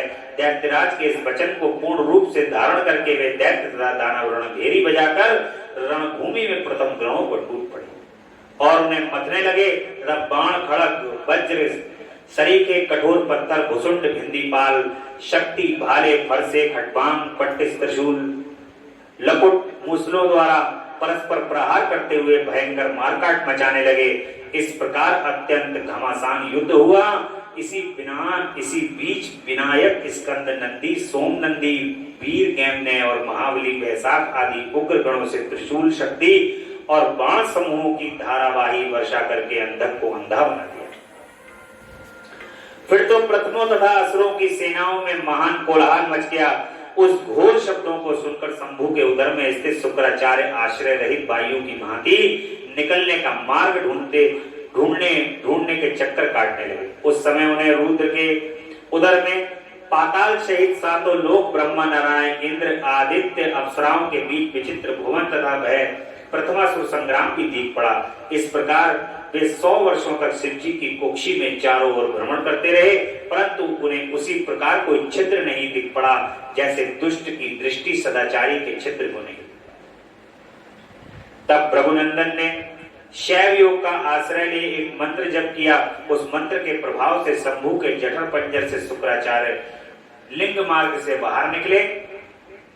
तब उन्होंने शिव जी को प्रणाम किया और गौरी ने उन्हें पुत्र रूप में स्वीकार कर लिया और विघ्न रहित बना दिया। तदंतर करुणा सागर महेश्वर भृगुनंदन शुक्राचार्य को वीर के रास्ते निकला हुआ देखकर मुस्कुराते हुए कहते हैं कि महेश्वर भृगुनंदन, चूंकि तुम मेरे लिंग मार्ग से शुक्र की तरह निकले हो, इसलिए अब तुम शुक्र कहलाओगे। जाओ, अब तुम मेरे पुत्र हो गए।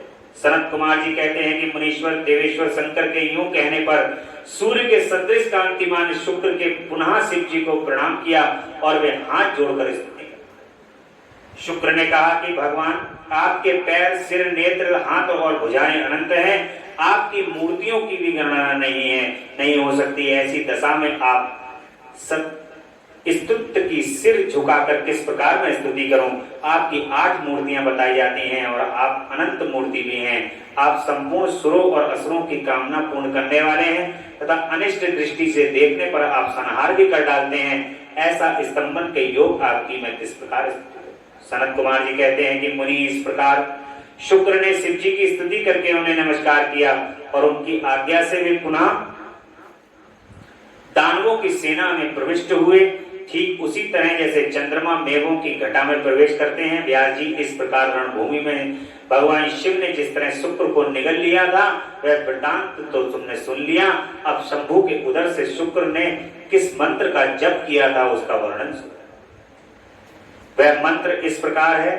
ओम नमस्ते देवेशाय सुरासुर नमस्कृताय भूत भव्य महादेवाय हरित पिंगल लोचनाय बलाय बुद्धि रूपेण व्याघ्र वसन भय छायादर छायायारेणाय त्रैलोक प्रभुवेश्वराय हराय हरिनेत्राय युगांतक कर्णा नाराय गणेशाय लोकपालाय महाभुजाय महाहस्ताय शूले महादृष्टिणे नीलगिरीवाय महादेराय गणाध्यक्ष सर्वात्मने सर्वभावनाय सर्वगाय मृत्युहन्ते पारित्र सुब्रताय ब्रह्मचारण वेदांगाय तपोंगाय पशुपते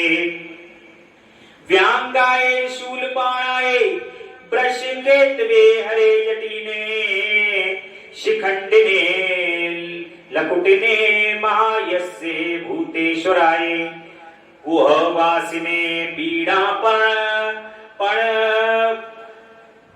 बतालवते अमराये दर्शिने बाल सूर निभाए शमशान वासिने भगवती उमापते अमिरंदाये भगश्यासी पतिने पूष्णो दसनासराये क्रूर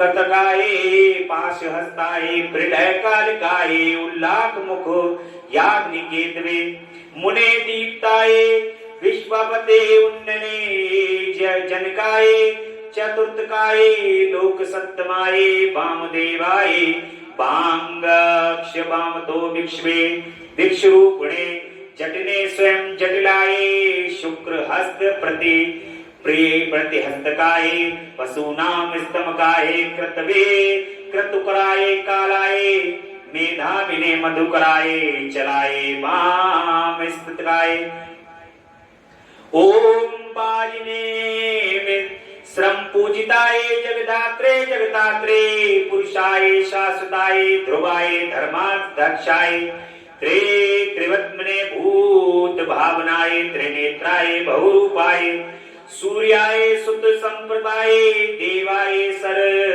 तुर्निदानिने सर्वा बाधा विमोचनाय बंधनाय सर्वधारिणे धर्मोत पुष्प दांत या विवाहे मुखाये सर्वहराये हिरण्य श्रव से हारणे भीमाय भीम परम कृपा ओम नमः।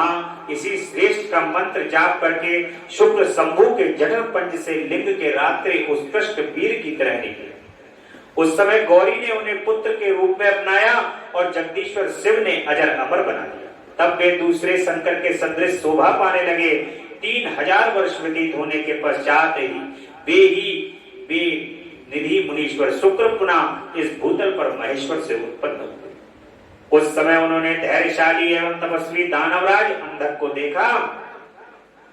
उनका शरीर सूख गया था और वह त्रिशूल पर लटका हुआ था। परमेश्वर शिव का ध्यान कर रहा था। वह शिव के 108 नामों का इस प्रकार से स्मरण कर रहा था। महादेव देवताओं में महान विरूपाक्ष विकराल नेत्र वाले चंद्र घृतकेश्वर मस्तक अर्ध चंद्र को धारण करने वाले। देखिए आज सोमवार का दिन है और भगवान की महाशिवरात्रि का ये दिन है। भगवान के ये 108 नामों का बड़ा सुंदर स्मरण आपको करना चाहिए। महादेव विरूपाक्ष चंद्राधृत शेखर अमृत शाश्वत स्थाणु नीलकंठ पिनाकी वृषपाक्ष महायज्ञ पुरुष सर्वकामक कामरी कामदहन कामरूप कपर्दी विरूप भीम शक्ति रक्तवासा कालदहन त्रिपुरव्रत कपाली गरुड़व्रत गुप्त मंत्र गंभीर भावगोचर अणिमा त्रिगुणाधार त्रिलोक कैशवदायक वीरहंता घोर विरूप मांसल महामांसाद उन्मत्त पटु भैरव महेश्वर त्रैलोक्य द्रावण लुब्धक यज्ञ सूदन कृत्तिका कासुयुक्त उन्मत्त कृत्यवासा गज कृत्ति परिधान शुद्ध भुजभूषण दत्तालंब बेताल घोर शाकिनी पूजित अघोर घोर दैत्यज्ञ घोर घोष वनस्पति भस्मांग जटिल शुद्ध भेरुंड शत सेवित भूतेश्वर भूतनाथ पंचभूताश्रित खग क्रोधित निष्ठुर चंड चंडीश चंडिक प्रिय चंड तुंड गुरुत्मान निस्त्रिश शव भोजन लेलिहान, महारौद्र, मृत्यु, मृत्यु गोचर, मृत्यु, मृत्यु, महासेन, शमशान, शमशान रमण निवासी, राग, विराग, रागांध, वीतराग, शताक्षी, सत्व, रज, तम, धर्म, अधर्म, पाषाणुज, सत्य, असत्य, सदूप, अस्त्रूप, अहेतु, अर्धनारीश्वर, भानु, भानु कोटिस प्रभु, यज्ञ, यज्ञपति, रुद्र, ईशान, वरद, शिव। ये कल्याणकारी भगवान शिव के 108 मूर्तियों का ध्यान करने से वह दानव उस महान भय से मुक्त हो गया। बोले शंकर भगवान की जय। उस समय प्रसन्न हुए जटाधारी शंकर ने उसे मुक्त करके उस त्रिशूल के अग्रभाग से उतार लिया और दिव्य अमृत की वर्षा से अभिषिक्त कर दिया।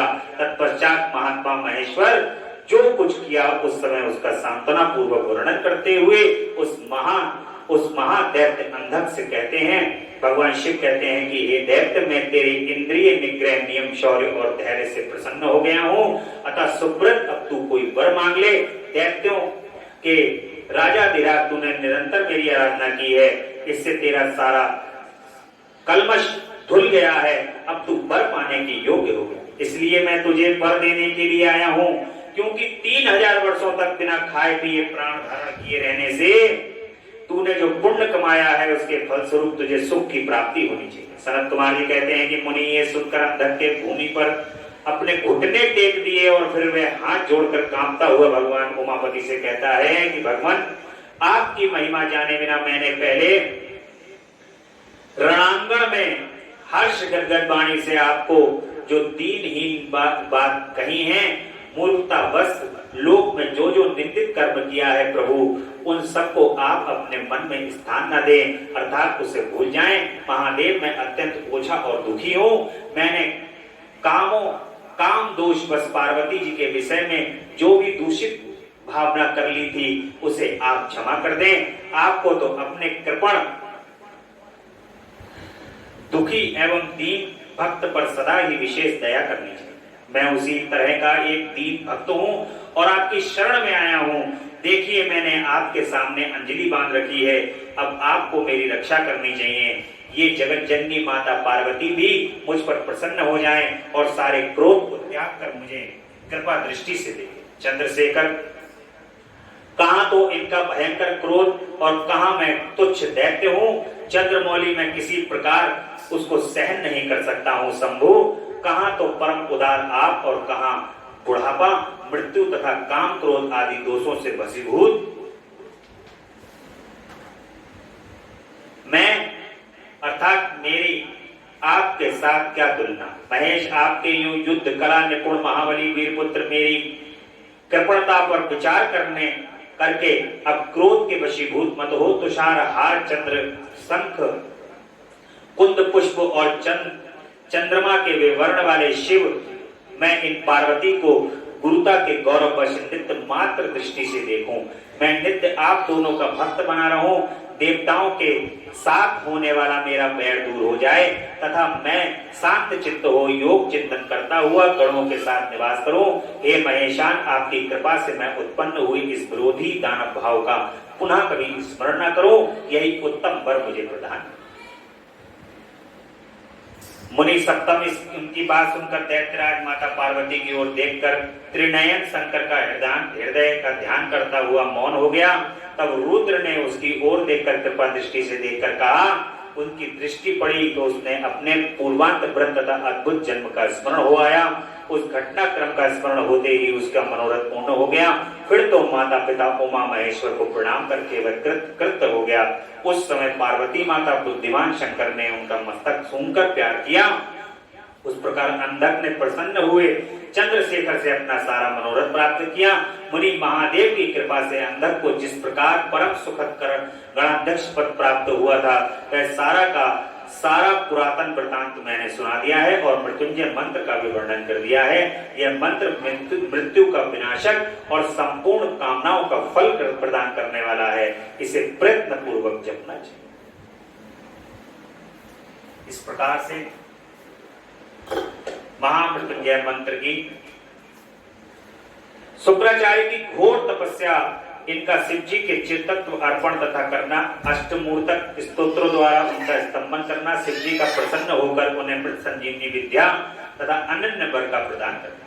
व्यास जी कहते हैं कि मुनिवर शुक्राचार्य को शिव ने मृत्युंजय नामक मृत्यु का प्रवशन करने वाली परा विद्या किस प्रकार प्राप्त हुई, अब उसका वर्णन करने। पूर्व काल की बात है, इन भृगुनंदन ने वाराणसीपुरी में जाकर के प्रभावशाली विश्वनाथ का ध्यान करते हुए बहुत काल तक घोर तप किया था। उस समय उन्होंने वहां एक शिवलिंग की स्थापना की और उसके सामने ही एक परम रमणीय कूप तैयार करा। फिर प्रयत्न पूर्वक उस देवेश्वर को 1,00,000 बार द्रोण भर पंचामृत तथा बहुत से सुगंधित गंगों से स्नान कराया।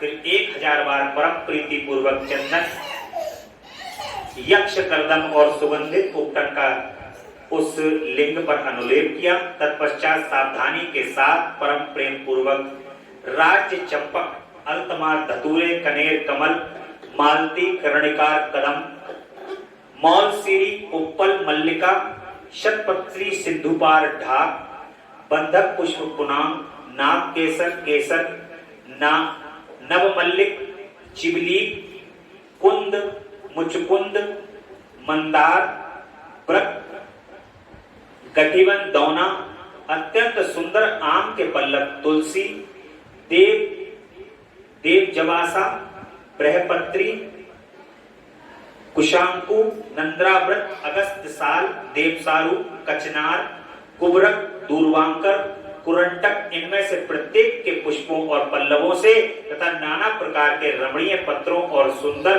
कमलों से शंकर जी की विधिवत अर्चना की।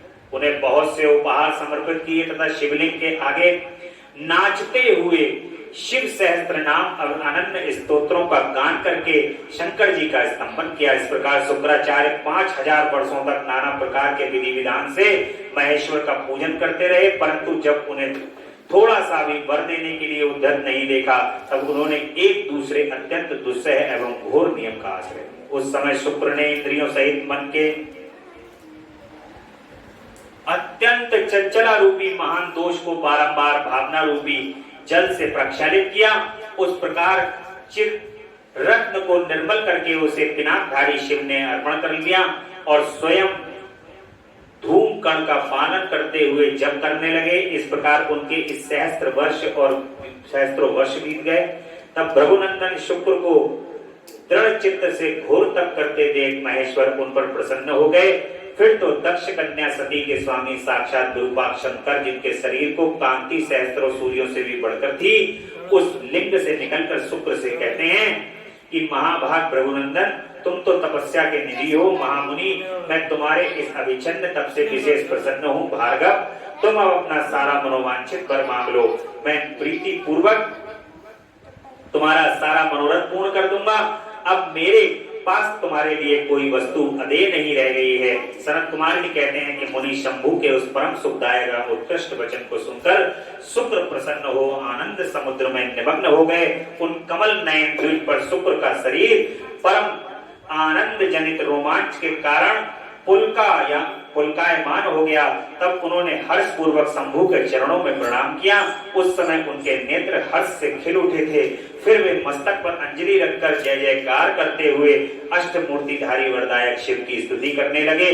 भार्गव ने कहा कि सूर्य स्वरूप भगवान आप त्रिलोकी का हित करने के लिए आकाश में प्रकाशित होते हैं और अपनी इन किरणों से समस्त अंधकार को अभिभूत करके रात में विचरने वाले असुरों का मनोरथ नष्ट कर देते। जगदीश्वर, आपको नमस्कार है। घोर अंधकार के लिए चंद्र स्वरूप शंकर, आप अमृत के प्रभाव से परिपूर्ण तथा जगत के सभी प्राणियों के नेत्र हैं।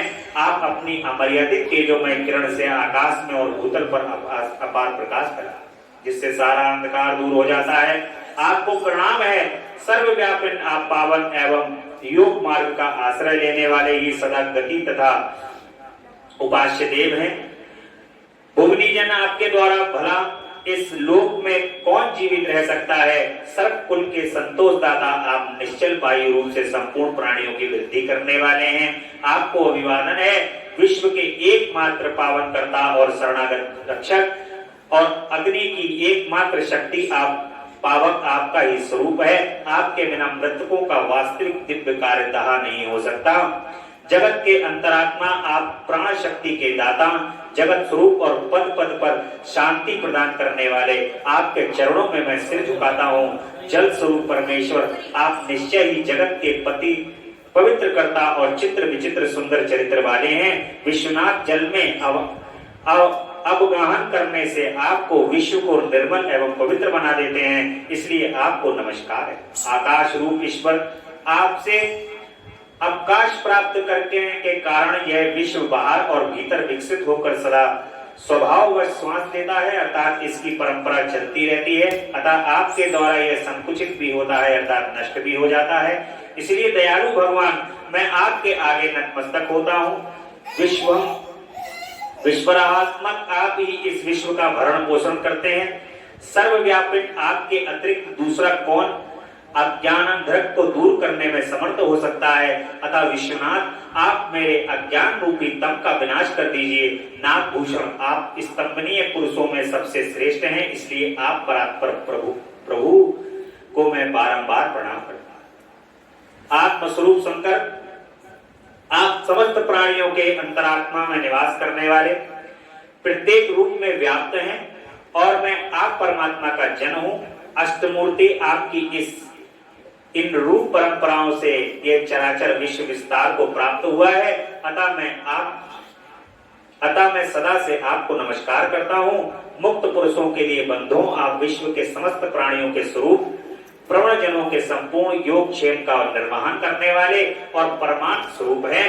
आप अपनी इन अष्ट मूर्तियों से युक्त होकर इस फैले हुए विश्व को भलीभांति विस्तृत करते हैं। आपको मेरा अभिवादन है। सनत कुमार जी कहते हैं कि मुनीश्वरों, भृगुनंदन शुक्र ने इस प्रकार अष्ट मृत्युष्टक स्तोत्र द्वारा शिव का स्तंभन करके भूमि पर मस्तक रखकर उन्हें बारंबार प्रणाम किया। अब अमित तेजस्वी भार्गव ने महादेव की इस प्रकार स्तुति की। तब शिव जी ने चरणों में पड़े हुए उन द्विज को अपनी दोनों भुजाओं से पकड़कर उठा लिया और अपने परम प्रेम पूर्वक मेघ गर्जन की सी गंभीर एवं मधुर वाणी में कहा। उस समय शंकर जी के दांतों की चमक से सारी दिशाएं प्रकाशित हो उठी। महादेव कहते हैं कि विप्रवर कवे तुम मेरे पावन भक्त हो। तुम्हारे इस उग्र तप से, उत्तम आचरण से, लिंग स्थापन जन्य पुण्य से, लिंग की आराधना करने से, चित्त का उपहार प्रदान करने से, पवित्र अटल भाव से अभिमुक्त महाक्षेत्र काशी में पावन आचरण करने से मैं तुम्हें पुत्र रूप से देखता हूँ। अतः तुम्हारे लिए मुझे कुछ भी अदेय नहीं है। तुम अपने इसी शरीर में मेरी उदर दरी में प्रवेश करोगे और मेरे श्रेष्ठ इंद्रिय मार्ग से निकलकर पुत्र रूप में जन्म ग्रहण करोगे। महासुचे, मेरे पास जो मृत संजीवनी नामक निर्मल विद्या है, जिसका मैंने ही अपने महान तपोबल से निर्माण किया है, उस महामंत्र रूपा विद्या को आज मैं तुम्हें प्रदान करूंगा। क्योंकि तुम पवित्र तप की निधि हो, अतः तुमसे उस विद्या को ग्रहण करने की योग्यता वर्तमान है। तुम नियम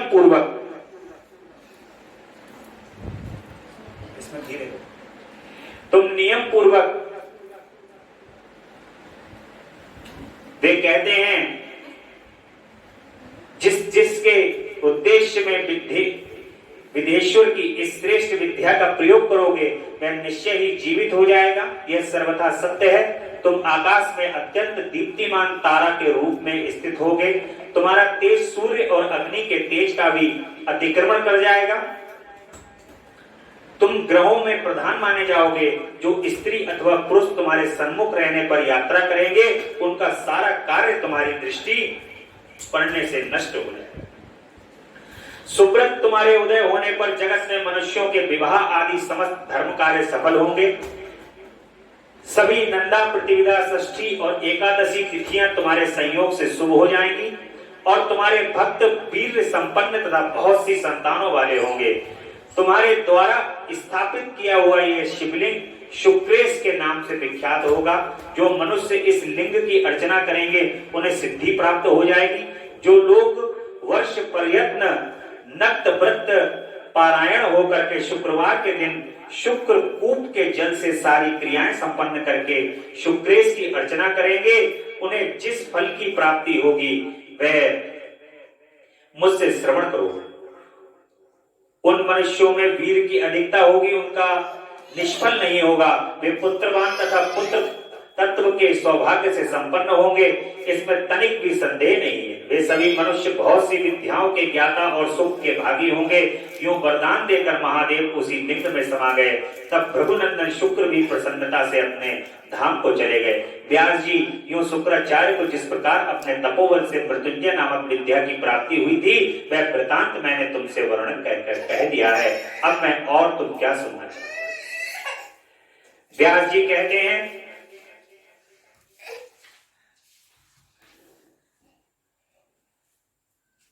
बाणासुर की तपस्या और उसे शिव द्वारा वर की प्राप्ति और शिव का गणों और पुत्रों सहित उसके नगर में निवास करना।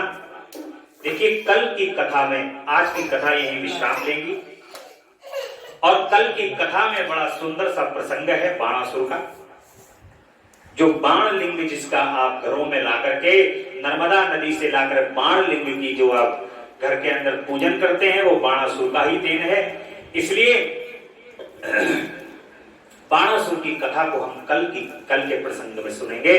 बोली भक्तवत्सल भगवान की जय, शंकर भगवान की जय, महामृत्युंजय भगवान की जय।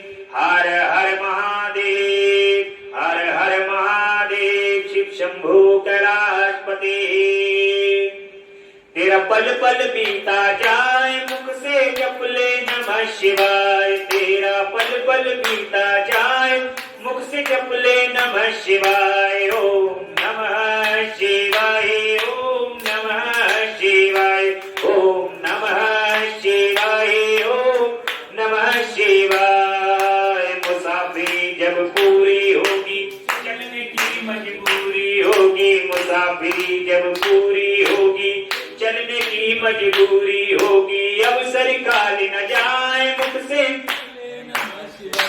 तेरा अवसर काली न जाए, मुख से जप ले नमः शिवाय। ओम नमः शिवाय, ओम नमः शिवाय, ओम नमः शिवाय, ओम नमः शिवाय। नमः शिवाय, नमः शिवाय, नमः शिवाय, नमः शिवाय, नमः शिवाय, नमः शिवाय, नमः शिवाय, नमः शिवाय, नमः शिवाय, नमः शिवाय, नमः शिवाय, नमः शिवाय। अवसर खाली न जाए, मुख से जप ले नमः शिवाय। तेरा अवसर खाली न जाए, मुख से जप ले नमः शिवाय। ओम नमः शिवाय, ओम नमः शिवाय, ओम नमः शिवाय, ओम नमः शिवाय। बोले हर हर महादेव, हर हर महादेव, हर हर हर महादेव। शिव शंभु कैलाशपति, जगदम्बा